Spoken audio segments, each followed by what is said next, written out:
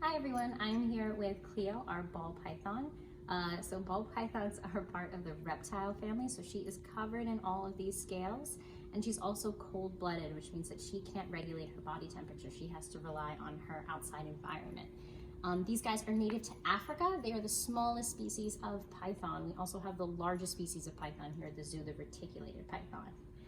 So she is sticking her tongue out right now. She's going and exploring on her little snake tree. I'll try to turn her around. You guys can see her a little bit better. She is using her tongue to smell her environment. So she sticks her tongue out and she's gonna pull it back in and use something called a Jacobson pit at the top of her mouth.